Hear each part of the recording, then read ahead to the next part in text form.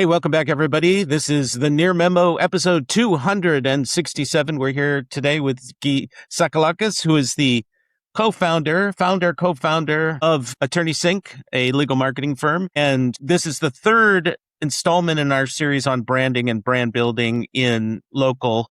The previous two episodes, which I thought were really great, and if you haven't watched them, go back and watch them. John Chance, I can't say his last name correctly, and Cyrus Shepard. And they're talking about what does brand mean in a general context, and then Cyrus got into a lot of technical details. How does Google see brand? What's the difference with AI? And so both of those are really valuable sessions, but we wanted to sort of bring it back down to earth a little bit in this professional services context, and specifically legal, but this also applies to real estate and some other kind of services. So welcome, Gyi. Great to have you here. Thanks for having me. Great to be here. And I will also give a +1 to both of those episodes. I thoroughly enjoyed both of your recent episodes. So great work. And we should mention, I would add too that Gyi and AttorneySync, along with Conrad Sam, yes, thank you, partners in our research program and have helped us develop it, refine it, and understand how consumers are finding lawyers. So right. And let me tell you something. I'm here on the Near Memo, so this is going to sound like it's a total shill, and obviously everybody can recognize my biases. Go ahead. Please. But I got to tell you, in the last almost 20 years of doing this, my sense is right now that the user behavior research that we've done you guys have done in partnership has been some of the most insightful and changing of my perceptions on some things and reprioritizing things, which I think we can talk about a little bit today. More than anything else that we've really done in the last 17 years. So super grateful for that partnership. Right. And I was going to talk about that. So thanks, Mike, for bringing that up. And just to kind of complete the picture, we do three kinds of things in that program. We do user behavior, where we actually watch people search. We do surveys where we ask people about their path to purchase, their attitudes, which messaging and which kinds of channels are most effective for them. And we do brand awareness and creative research, where we actually test different ad creatives against other ad creatives or competitors. And it's pretty interesting because we get a kind of holistic picture of user behavior and the psychology and mindset of users. And so if you're a law firm out there, feel free to hit us up. It's really good stuff. And I'm not just saying that because I'm one of the people involved in the program. It's really super interesting. All right. Okay. With all of that self-promotional stuff aside, you've seen these other two episodes. You've heard them talk about brand and the components of brand.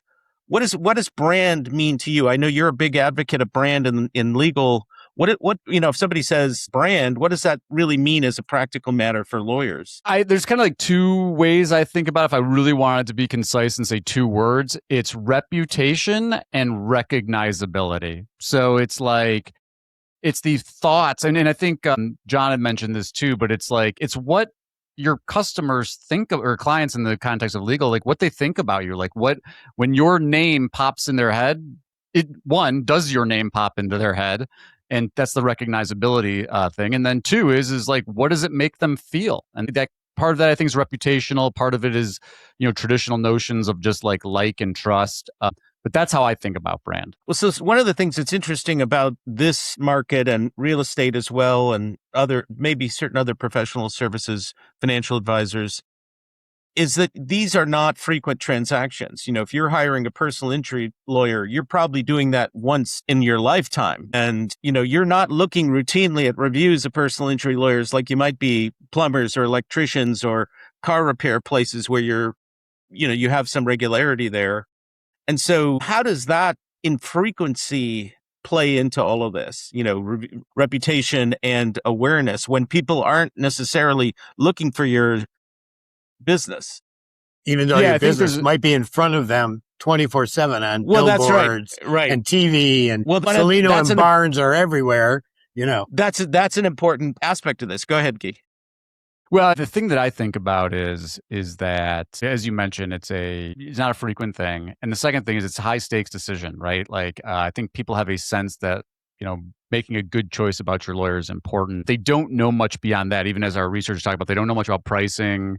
It's very hard to distinguish like quality of lawyer. Like, how do you know that this lawyer is better than this other lawyer? And so it's a different consumer context than certainly a lot of the ones that you named, and even the professional services context.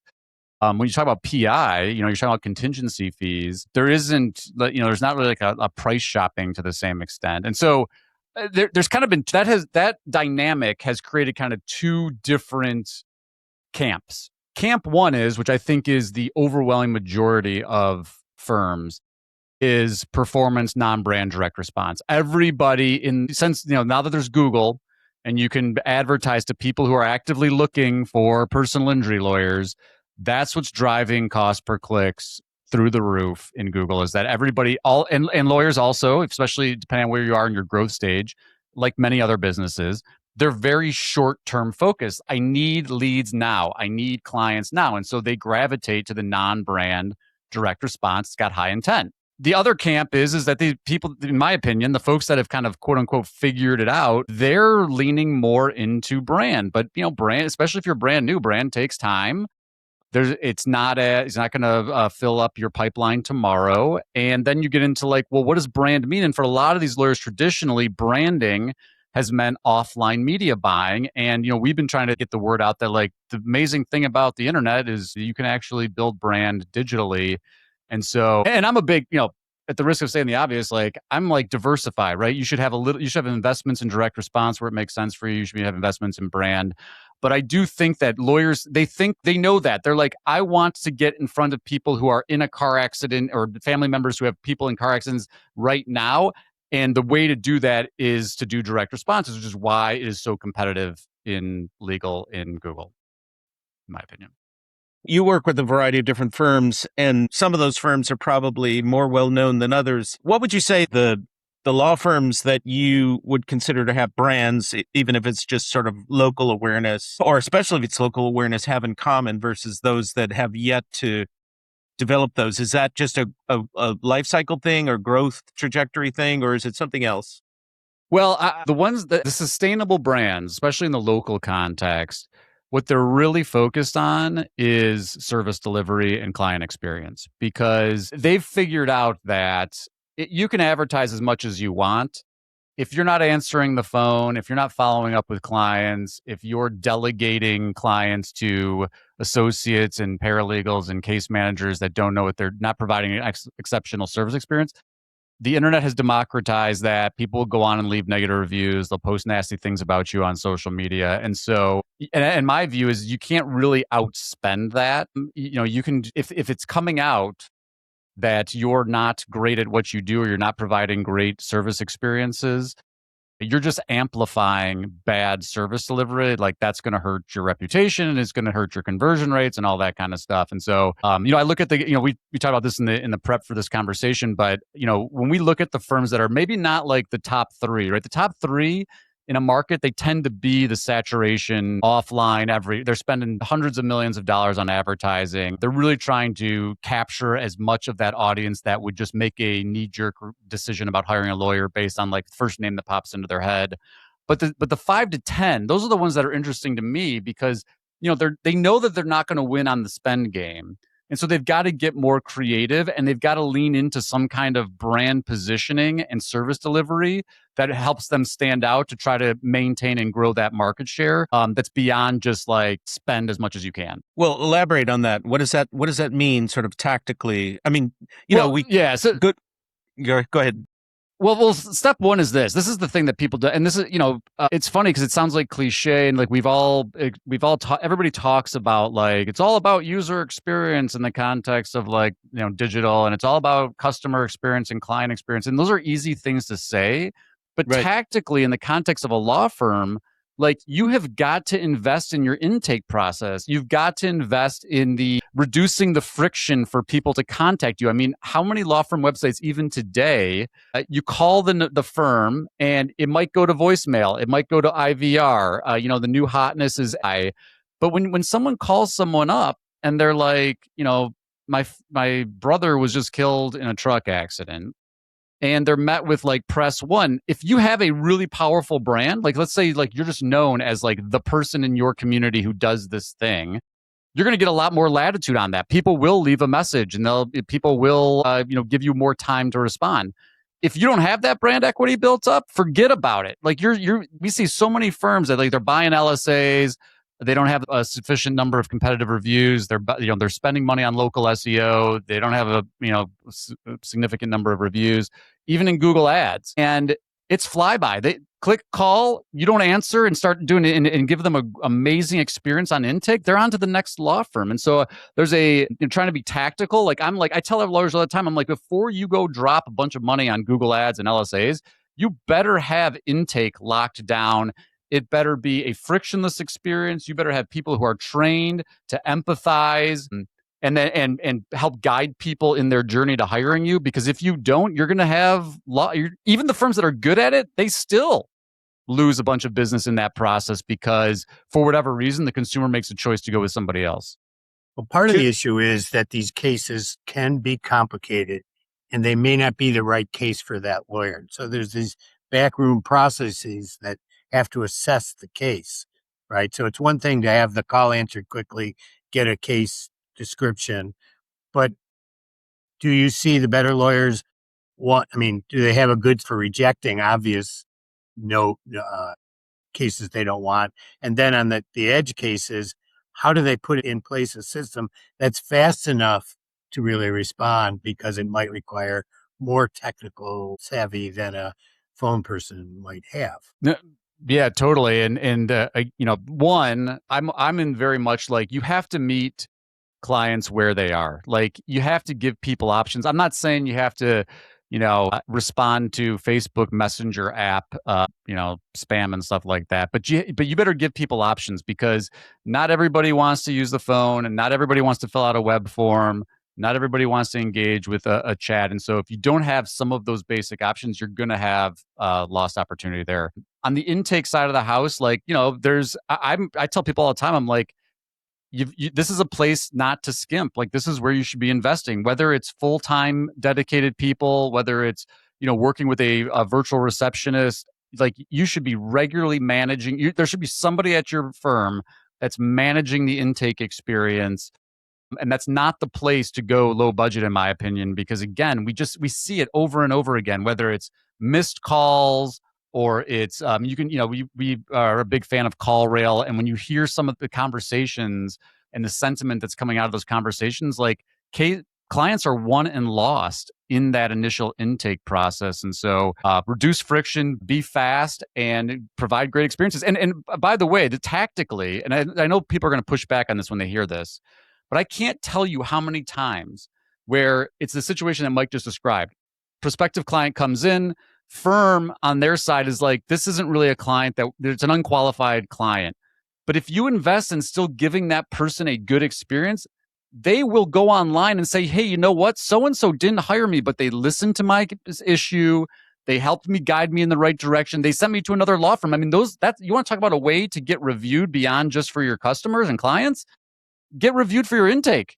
I think maybe it was you that shared with me a lawyer who was doing just that. And they were actually put a lawyer on these non-active cases, and they were getting a ton of great reviews just for that. They had invested in somebody to reject people and give them additional advice in the rejection. And this is a rejection. This is a huge point, because if you give people, people often don't think about it. They think about maybe the first part of what you said, which is the intake process. But if they're going to reject somebody, as Mike is suggesting, it's worth thinking that through and having a process where maybe there's a referral also, because if you botch that process, you might get flamed online. They were rude to me. They were arrogant. They didn't help me. They betrayed there's this idea of the brand promise that your marketing projects out into the world, and then the experience of that. And, if you're out there saying, we'll help you, we'll fight for you, we're going to, we'll win big for you. Somebody comes in and gets summarily rejected, or somebody's rude to them, that creates this real chasm between the two. And that's going to show up, as you say, in these, these reviews and other online statements. That's right. But how do you speed up? Go ahead. Go ahead, Gyi. I was just going to say there are law firm brand empires built on exactly that model. They've invested in call center and intake. they actually don't try and work cases at all. They refer everything out, but they're the ones who have the relationship with the prospect. And so they follow up and say, hey, you wanted to check in on the law firm that we referred you with. Are they giving you a good experience? Are they keeping you up to date? And you can see it online because when they come into a new market, starting at zero against a lot of the local competitors, they're able to start to scale positive reviews online. Now, look, don't get me wrong, as we've talked about many times, there is a huge review fraud problem and fake review buying going on as well. But I will tell you, there are huge law firm brands. They will come into a market. They will provide great intake experience. They have a local firm that they partner with, they refer the cases to, and they nurture that relationship throughout. And those clients, even though they're not representing them, they end up going and referring that and reviewing that business online because that's who the experience is with in the, in terms of like the front lines and the relationship development. So that model sort of refers off quickly to known entities in the range of things. But what happens? You're an employment lawyer and you don't deal with union or whatever, or there's a case that comes more interesting to me is the case that comes in that's on the edge. Maybe it is a pregnancy case, but you're not sure it's quite right for you. How do you get them through the pipeline quickly? Right? I mean, I have a controversial opinion about this, and I know a lot of lawyers aren't going to like this also. I'm a sign everybody up and then do your research and investigation and then turn them down later. Because again, we just see so much of, there's so much, quote unquote breakage between the time that someone contacts a firm and the retainer. I'm like, reduce the friction, get them signed up. You can always do more investigation and you can always do a turn down later. But this idea that you're going to cherry pick, because by the time you've done your research, they've already contacted a couple other firms, and it's a crapshoot whether or not you're going to win. A quick interview with a lawyer to make that decision. No, I'm like send them a retainer. I'm like, I think there's some basic qualifications that I think you got to hit first. So like, if someone calls you up and they're like, my car accident happened 25 years ago. You're gonna go down a turn down route. You're not gonna sign that up. But if you hit some basic qualifications, you got a car accident in the last 2 years, you got injuries, maybe you've got there's a couple other qualifying questions. For those folks, when they say yes to that, in whatever context they do that in, I'm like, text them a retainer and get them signed up now, and then decide if there's actually a case there down the road. And people are going to listen to that and they're going to be like, well, there's some trade-offs there, and there's no question there are. And like, what experience you give them through that process and what expectations you set through that process are really important. But the alternative is that you sit around and even with good follow-up, you say that you do intake, and you're like, you know what? We're not sure. We're really sorry you have the empathy. We're really sorry you're dealing with this situation. We will get this in front of a lawyer as soon as possible. Lawyer reviews what they know. If that process takes 24 hours, 48 hours, I mean, we see it with a lot of firms. It can take several days to weeks. You're toast. You're cooked. They're already on to the next firm. Well, the failure to respond quickly enough is a problem that exists throughout the local business world. And Aaron Weike, Mike, did that research, that mystery shopper research, where he found that people were just taking a very, very long time to respond to really good, high quality leads. And that's a pervasive problem. Our research in this legal program shows that to the point about how contact method, the channel where you reach out, text, online forums, calls, email, people have different tolerances. It's not all the same. If somebody is, and it's also demographic, there's demographic differences. If somebody texts you, if somebody emails you, if somebody calls, they have different expectations about a response time. And very clearly, our research shows that if you don't meet that expectation, if you don't respond to them within that window, they are going to move on to somebody else. It's really clear. Final point is something that we talked to Eric Levine, who was at Google and now runs a marketing firm that specializes in LSAs, is that Google watches response time and watches the back end of that. Are you responding to that lead in a timely way? And that you'll get dinged if you don't. So this 100%. Is just to reinforce that point. Yeah, and especially in the LSA context. I mean, again, the way that the LSA system, where it prompts a potential client to choose up to a couple other lawyers to actually be reached out to. I mean, it is a race to the phone, and race to the phone is table stakes in PI. It's race to the phone with amazing service experience. And I keep coming back to that same thing. We tell people all the time, we're like, do not waste money amplifying your reputation for bad service experiences. My input on this would be, and I've had this experience numerous times, but the first way that a consumer can judge the quality of your firm is this. And so it's a judgment about your brand that's very real to them. They don't have a lot of other ways to judge. They don't know if you're good, compassionate, empathetic, get big results or not. They have two ways. They can go to the website and look, see what it looks like. Maybe it looks professional to them, or they can call and see how you handle the call. But both are really strong signals as to whether you're somebody they want to do business with. I mean, when I get ghosted by a handyman, for 3 or 4 or 5 days, and I have to call them back, there's a limit to how much you're going to put up with. And in law, I think it's really a quick measure. Sorry, go ahead. Well, especially when you've got something like the LSA system where they're actively sending out your inquiry to other people. It's like the old, I think it was a Head and Shoulders commercial, the dandruff shampoo, never get a second chance to make a first impression or whatever That's it was, right. if I'm remembering that correctly. Let's talk about, yes, exactly. I've got a dark shirt on. Let's talk about dandruff LSAs. Ever become a problem? Now there's an interesting branding issue. Well, they created that to market, they created it to market a solution. It created a sort of a social problem to get people to buy the solution. Let's talk about LSAs, because in a lot of service business areas, especially in law, LSAs are huge. We've seen this in our research. When LSAs appear, especially in a mobile context, they have a profound impact on choices that people make, clicks and choices.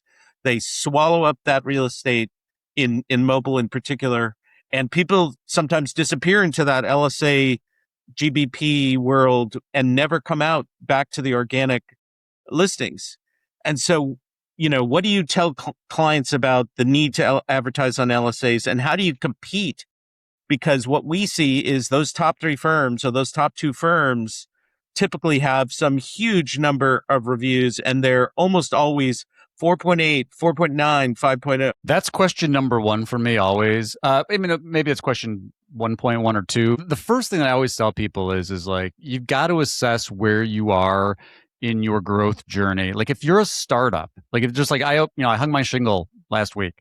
Forget about all of this stuff. There's no way you're going to spend a lot of money in a place where you don't have a compelling message to be able to compete. And part of that message, which is, the second question is, do you have a competitive number of reviews? If you don't have a competitive number of reviews in your local search ecosystem, so if you're a personal injury lawyer and you're looking at other personal injury lawyers that are, somewhat near you, obviously depends on geography, how big that radius has to be.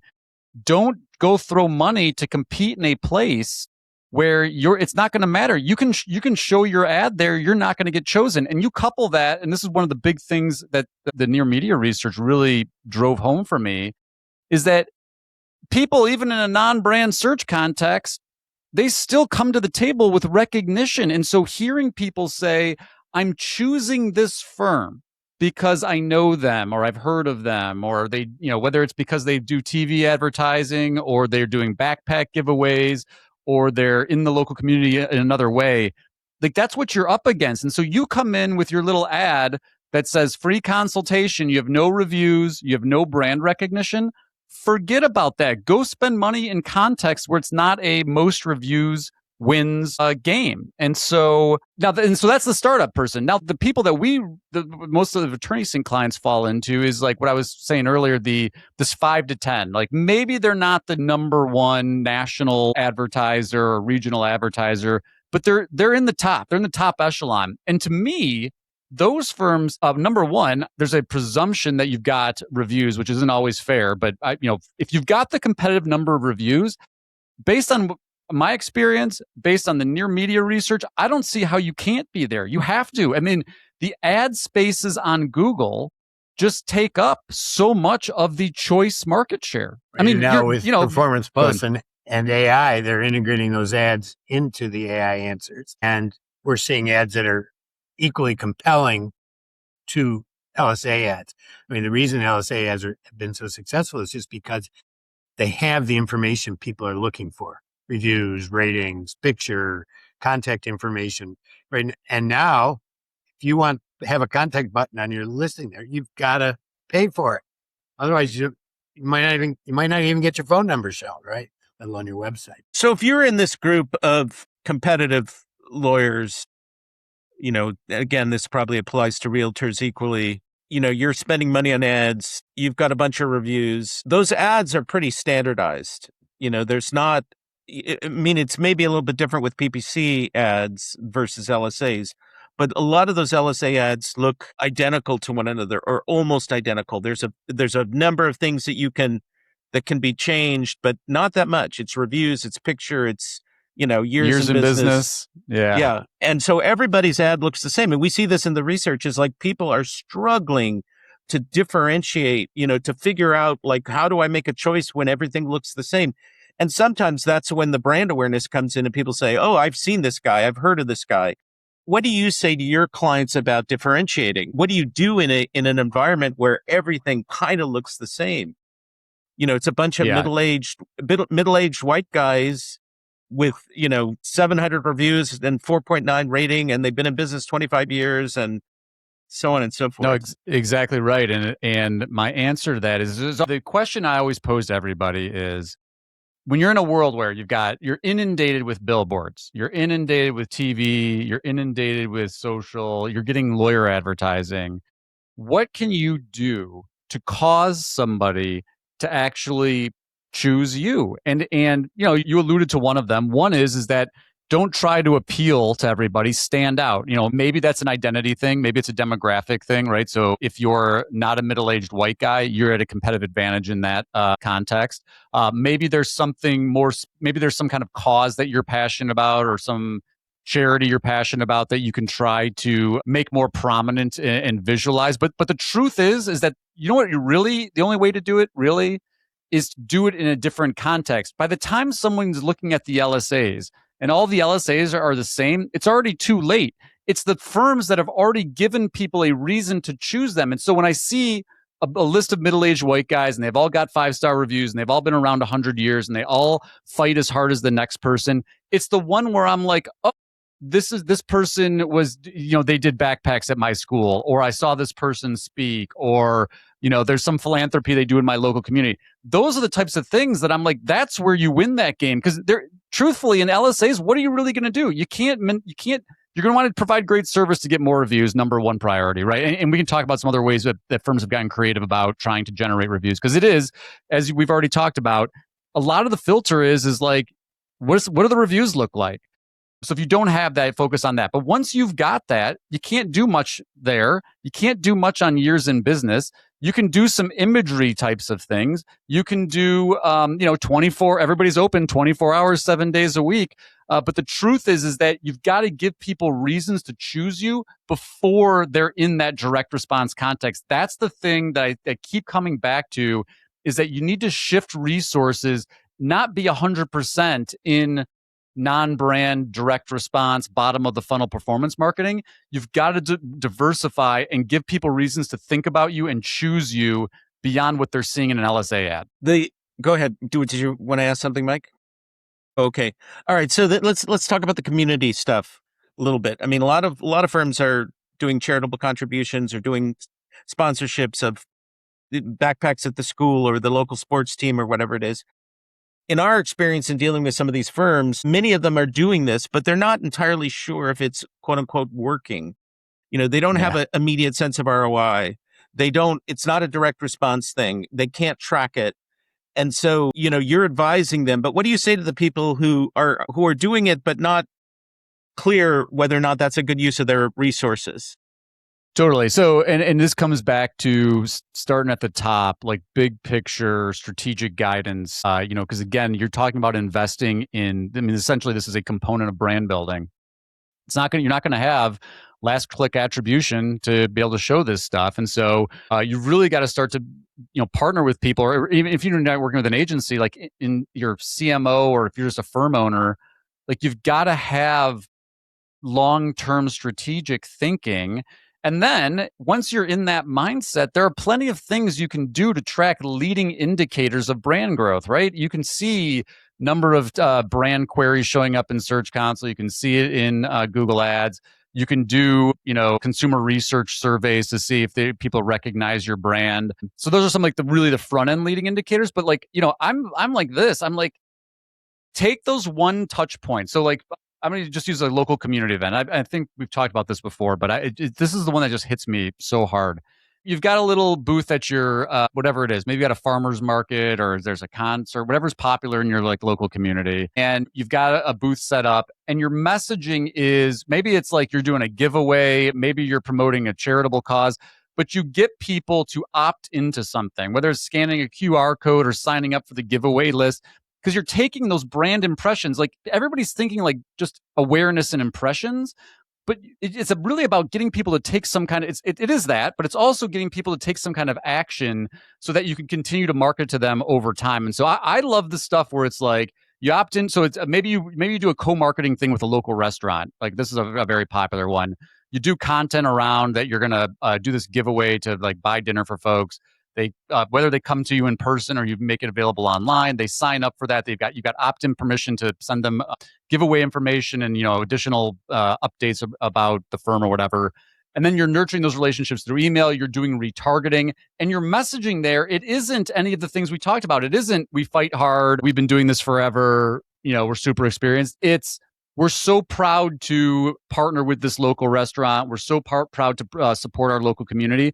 Because now, go back to the LSA. Now they've got that list of law firms, and they're like, oh yeah, this is the firm that shows up with the local pizza shop, or this is the firm that I'm already on their giveaway list. I recognize them. And it's funny, they're like, is that enough of a reason for someone to choose you? But in an environment where everybody has 5-star reviews, and everybody's fighting hard, and everybody looks the same, those are the types of things that can actually cause someone to make the choice. And so tactically, those are the types of campaigns that we really think are effective.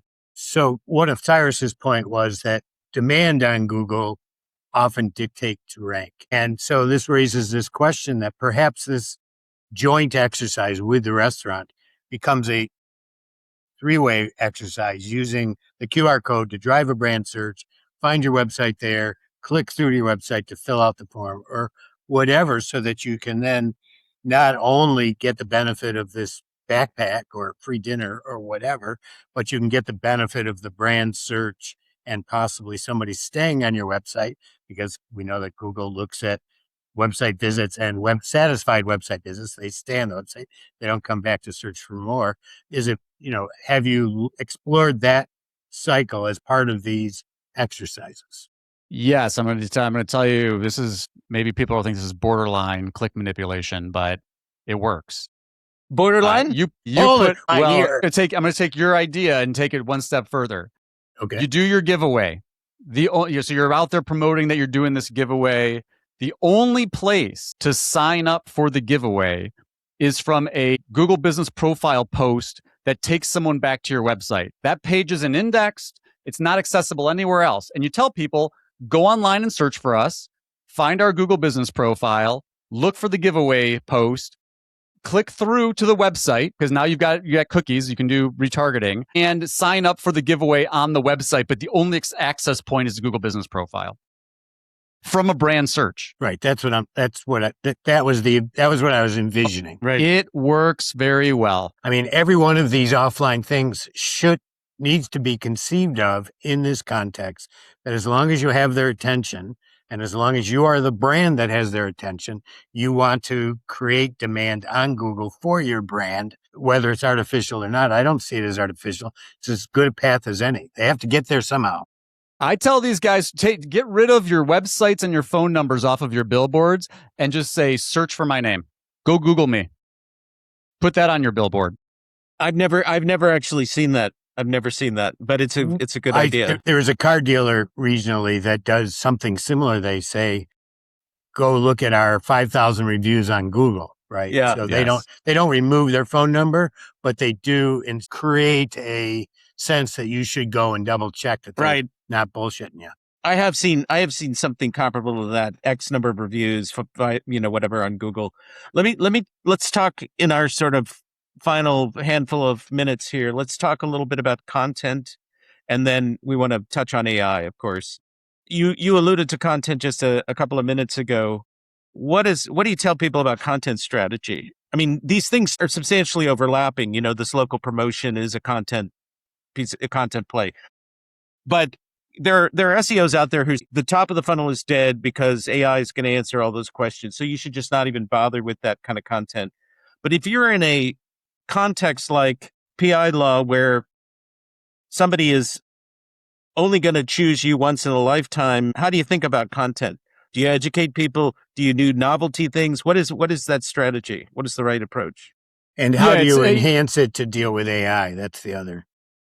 Yeah, totally. And I would say this, and I know there's differing schools of thought on this, but like with some exceptions that we can talk about, really what we've done is we've just been reprioritizing a lot of the traditional kind of quote unquote SEO ideas. And part of that is this, content. So it's like, in the past, even, prior to many of the updates, we were much more in the like, well, if you're a newer firm that doesn't have a lot of authority on their site, you're doing long tail blog contents and art and pages, whatever form it takes, because you can actually show up and you can hit a home run off of a very specific, maybe it's a type of injury or it's a type of diagnosis or whatever.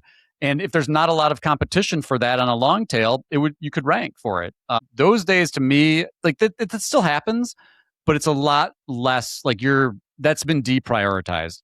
On the other hand, the thing that we're prioritizing from a content standpoint, and I think it's a largely a sad reflection of our society in general, but like no one wants to read. So it's short form video content. And guess what? Short form video content shows up on Google because Google owns YouTube and they love to cite YouTube, whether it's traditional results and AI. And so from our reprioritization standpoint, I'm like, if you're talking content strategy, I'm thinking we need to be able to get these lawyers to be essentially creators. And really, I say YouTube. If I had to pick one, I would say YouTube, but really across all of these platforms, because again, LinkedIn, I mean, every one of all these research reports keep coming back to the same thing, like the forum sites, Reddit, Quora, LinkedIn, the legal directory sites where you can publish. Like those are the places that the machines are using to, or at least maybe they're not using them, but they're citing them. And so we tell people diversify your content and really because they're, in the context of, it's not limitless resources here. I'm a huge fan of record an hour of content, video content with audio, whether you're doing a podcast format or whatever, interview style, cut that up and distribute that content, answer frequently asked questions, talk about positioning statement, educate your community about some of the things that you're talking about. So a lot of it's like the same stuff, but it's just like a reprioritization of like, we're not doing like X number of pages, a week. We're much more like, how do we create this content that's actually people are going to want to engage with, and then find ways to distribute it and to promote it in ways that other people are going to, tag their friends, share it, yada, yada, yada. So do you see, I do a lot of I do shorts for every one of our podcasts, 2 or 3, and put them on YouTube and elsewhere. But it's so erratic what takes off on Google, right? And question one is there a length you find optimal under 3 minutes? In other words, 30 seconds, 1 minute, 2 minutes, whatever. And 2, I lost my thought. So we do. I recommend all time length versions, but I will say this, and again, there is a lot of, who knows why it's happening. The algorithm is choosing to show it, and what resonates with people and virality and all that stuff. But 30 seconds, I'm a 30-second. People are moving on. And again, the idea here is. But Gyi, what do you talk about? What do you talk about if you're a lawyer? You're a personal injury lawyer. What do you talk about for 30 seconds on a YouTube short or TikTok? So I'll give you a real life example. People can go look this up right now. There's a firm, Michigan Auto Law. They should look it up. What's the firm's name on YouTube? Michigan Auto Law. Go search Michigan Auto Law. They're doing this campaign around $3,000 for free. So in the state of Michigan, by state law, you're entitled to up to $3,000 for repair damage to your car. However, if you're a consumer, like there's a lot of hoops to jump through. And if you go hire a lawyer, like they're going to charge you. And so you're going to pay a lawyer a third on your $3,000, whatever. So here's a short form video content. 3 things you need to know about 3K for free in Michigan, right? And this firm happens to be doing it for free, but it's all the content we're talking about. It's like, go promote your giveaways, go promote your charitable contributions, go promote your community activities, your co-marketing with the restaurants. That's the stuff that people want to engage with. That's a great piece of advice, because people don't know if that stuff is working, and it seems to exist in some sort of black hole or void or whatever. Make that a piece of content that then goes online. I think that's a great. I'll give you another example. I'm going to give a plug to Josh Hodges. He's in Hamilton, Ohio, the hometown lawyer. You just search for any of those things and go see what he's doing. He goes and he interviews business owners. He goes to all the restaurants. He goes to all the local attractions, and he's in a small community, right? And look, people are going to go look at this stuff, and they're going to come back to it like, well, what's the ROI on this? And like, you can hear it from him. It's because it's not because he's tracking, like someone clicked my Instagram link and then, got last click attribution from Instagram and showed up in my CRM. It's because everybody knows. People are calling up and like, hey, Josh, I saw you at such and such business last week. They just know him. Like, he's become that's the true to local me, celebrity. Like digital PR, local celebrity. Yeah. And to me, that's the type of personal branding that has tremendous amounts of value. It's not like it's table stakes. It's table stakes to be a good lawyer. It's table stakes to know how to represent people. Everybody's doing that, and consumers can't tell the difference anyway. Right. So there was an idea that came up at Local U years ago, but it germane here, and it segues into a slightly different topic, which is that you're doing this giveaway and or you're working with some not-for-profit and you somehow are funding them, but helping them write the press release so that it shows up in the local newspaper. Have you explored sort of local press and coverage? Love local press. I think and again, people laugh about this, but even some of the traditional press release networks that have been spammed to you can't believe, if you put something else in there, if you put in something that's like a solid local, it's newsworthy to the extent that like maybe you're doing like a local scholarship, all of a sudden it gets picked up because it's not just that it's like it's not the press release that everyone else is doing, which is like anchor text, best car accident lawyers Detroit. It's like an actual story of something that you're doing in your community. And that was originally the whole point of press releases in the first place. It's actually something without a link, but with a brand mention. Right. Brand mention, right. and then people, then it starts to get that snowball effect or flywheel or whatever metaphor you want to use, where other people start talking about it. I think the other big thing is, we're running out of time here and I'm ranting, is find ways to get your audience to create user-generated content on your behalf. And so when you're doing these giveaways on social, maybe you do share in the example we just gave, like share your 3K for free story, or share whatever it is. If it's share your favorite pizza place memory, if you're doing a co-marketing thing with a local thing. And then they're mentioning your business, they're tagging their friends, it's actually getting shared. Local press picks it up. It works really well. I want to ask a couple of questions to sort of close it out about AI, because obviously that's a big topic. We don't have time to go into that in depth, but I'll just say this. In our research, what we've seen is that people still are very focused on Google for PI law. They're very focused on finding lawyers by using Google. But what has grown in our surveys is the use of AI to do background research, to assess the strength of a claim, to understand the process. And so AI is making its way into that discovery process.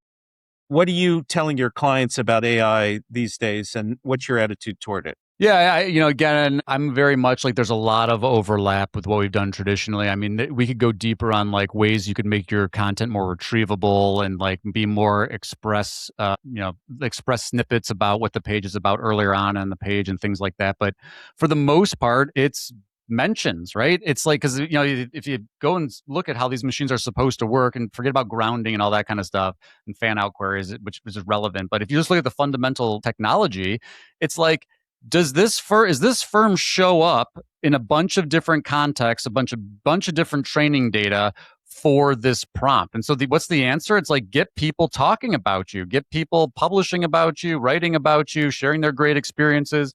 We obviously know reviews are playing a role in this, but it's and that. So I say that, and people are like, that sounds like a lot of what we were doing for digital PR and SEO. Maybe you were like, historically, you wanted to get that link, which, and I was big on links, and I think links will still play some role, especially when you think about the overlap with grounding and fan outs. But get people talking. It's PR. It's a PR game. Well, you also, I think, should think about advertising, because, ChatGPT now has ads, and that might give you exposure in a situation where somebody's saying, if so-and-so hits me in this context, do I have a case, blah, blah, blah. And then they'll see that firm. And one thing that also needs to be said is that, there isn't this bright line between Google and AI, because more and more of what's going on Google is AI. The local pack is frequently shown in an AI overview these days. You've got AI overviews. You've got more and more people using AI mode. So, you're going to have to think about AI, because that's going to ultimately define much of the Google search result experience. 100%. And like, don't get me wrong. I think the challenge that I have right now is like everything else. There's so much hype about AI and GEO and all this kind of stuff. And so a lot of small businesses that don't know any better, they're like, oh, this is the new shiny thing. And I can't compete in Google because it's already so saturated and everybody's got reviews and stuff. So I'm going to like change my strategy and redeploy all my investments to, AI. And I'm like, folks, let's contextualize this first. You don't have to take my word for it. You don't have to take Near Media's research for it. Go research the number of people that are using AI on a daily basis for these kind of things versus Google. And I will, even if the three of us are using it more, we're not even indicative of what, especially in a lot of local communities, like people are not turning to AI for bottom of the funnel lawyer lookups to the levels that they are on Google, period. Even if there's more of that growing. And again, I think, being forward looking and future forward looking, what are you going to do differently, really? I mean, are you going to go create some listicles across all these sites because it's like happens to be working right now? It's largely the same thing. The AIs are using reviews. And by the way, a lot of in ChatGPT, go look at where they're sourcing reviews from, right? They just signed a deal with Yelp, by the way. So there you go. So I think that's a good tactical tip is like to go see for the very local prompts that might be relevant to your firm, which, by the way, that's another fake news thing, is that all these GEO people are selling you on like, visibility tracking in AI. And it's like, what's it based on? OpenAI is not releasing the actual prompts that are being used. And so, people model, and all these people that are smarter than me say, oh, it doesn't really matter. In any event, the point is that it's a good tactical tip to go try to, like, to the best you can anecdotally identify what the AI is using and then share those profiles to try to get reviews there. I think the bottom line is really you have to understand audience behavior, user behavior, and it's a more complicated proposition today than it has been. Google remains the last click for the foreseeable future. Sometimes it's the first place that people go, but AI is in the mix in a lot of verticals, either from at the top of the funnel or at the comparison stage, and then people go to Google. So it's playing in the brand discovery context. We haven't seen it show up yet, other than in this research kind of environment where people are just doing background research. Google released a fairly large study of how people are using their AI, and this, in terms of local discovery and in more advanced things like that, this is what they're saying, that they are using Google's AI for background research to understand if they have a case, to understand perhaps who the players are in their market, but subsequent to that, they're using search to actually find them. Right. They use search for reviews to get contact information, all that kind of stuff. Google will remain the last click. So you have to do all that stuff. But where people are learning, it's a version of what we said about offline advertising and these other promotional tactics. Often people will come into a Google search with some pre-existing awareness of something. And so AI becomes another channel where you can potentially learn about lawyers or professional service providers in your area. It's not what everybody's doing, but it's what some people may be doing. Just for fun, anecdotally, folks, today's July 30th, so you can see if this trend continues. ChatGPT, non-logged in user, car accident lawyer near me. Guess what they're showing? Google business profile data. It's Google business profile reviews, and the URLs, the contextual URLs to the firms, guess what they include? UTM parameters from Google business profiles, because they're scraping the Google business profile and pulling it in. So you don't think Google matters in ChatGPT world? Totally, it totally look. matters. It totally matters. Yeah. In fact, SERP API, which was the scraping provider for OpenAI, just won a. It's not completely over, but they won a case against Google that was trying to stop them from scraping. So it seems like scraping Google will go on, and the biggest thing you need to do is focus on getting that Google business profile managed, built out, reviewed, populated, reviews. Yes, exactly. All right. So this has been a great discussion. I think a lot of really good advice and provocative, talking points here. What is your kind of last advice for people on this pretty expansive subject of branding, or anything we've really covered in this almost hour? Go diversify. Go take a look at what your all-in marketing plan looks like, and go look at what resources you're dedicating to short-term, non-brand, direct response, performance marketing, and what you're doing to invest in brand, and start spreading those assets out. I can't. I mean, and again, I'm an old-fashioned SEO person, local SEO person. We love SEO. I love local SEO. In today's environment, if you're a 1 or 2 channel marketer, your days are numbered. The cost per acquisition is going through the roof. You're going to be competing with, private equity and national players who have operational efficiencies, so they have a higher cost per client threshold. You need to find ways to get people to come directly to you, and you should be doing that in a diversified approach, so you're not beholden to any single channel. All right, great. Mike, anything you want to add to that? No, just want to thank Gyi for being here. Absolutely. Thanks for having me. And I will tell everybody, I'm going to give a little plug here. I look forward to seeing you, Greg, in Nashville in a couple of weeks here. I don't know if this will be published before then. Where I will be Marketing Summit. Exactly, where I will be exposing new data, fresh research, never before exposed on lawyer discovery, and talking about brand, talking about this very subject. So I'm looking forward to that. Can't wait. Thanks everybody for listening. Yes, thanks, Gyi, for being here. We'll see you next time.